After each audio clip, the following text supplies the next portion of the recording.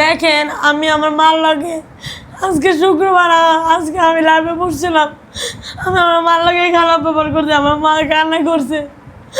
জানি না আমার আল্লাহ আমাকে, আমার মা তুমি আমার মাফ করে দিও, আমি আর করবো না।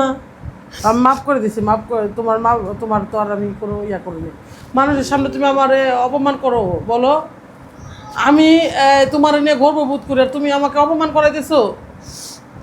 হ্যাঁ মা সরি, আমি আর করবো না। আমি মানুষ কি বললো, খারাপ বললো না আমাদের? আমার ভুল হয়ে গেছে, আমি আর এরকম ভাবে করবো না, আপনারা আমাকে মাফ করে দেন। আমি সোমবার দিনে আমি আমার মার লগে খারাপ ব্যবহার করলাম, আপনারা মাফ করে দেন। আমি আর আমার মার লগে এরকম করবো না। মা মাফ করে দাও, আমি আর করবো না এরকম।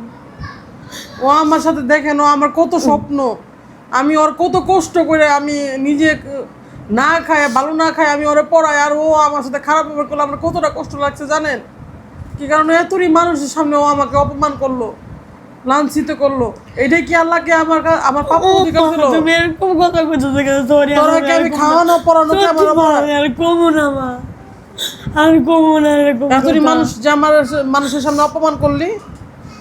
সরি মা, আমি আর করবো না মা, সত্যি মা। আমি তোমার পায়ে ধরে মাপ দিতেছি মা, আমার মাফ করে দাও মা।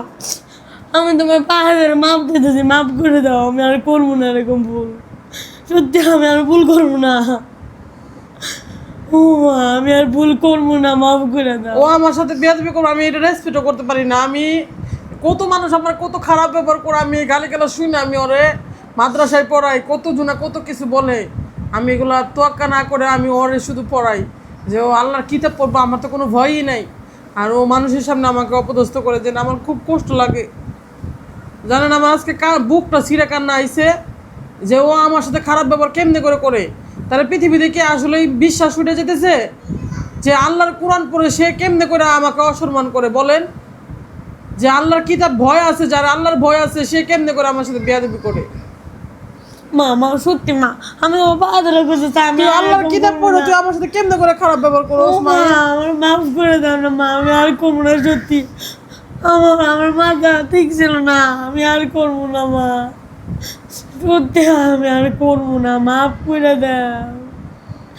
যা মাফ করে দিছি, যা মা ভালো হয়ে তোমার যা। মুখ দেখে বোঝা যাচ্ছে তুমি মাফ ওই করে ভালো দাও। হয়ে যা, আল্লাহ তাআলাও ভালো রাখবো মাহিন। আর সব সময় ভালো থাকো, সত্যবাদী থাকো, আর ন্যায়ের পথে চলো, আর আর সবাইকে সম্মান করা শিখো।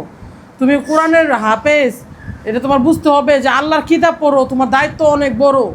তুমি এখনো ছোট না, তুমি কোরআন পড়ো, আল্লাহর কিতাব পড়ো, যেগুলা মানুষকে বুঝাবা, মানুষকে জ্ঞান দিবা, আর তুমি নষ্টামি করতেছো।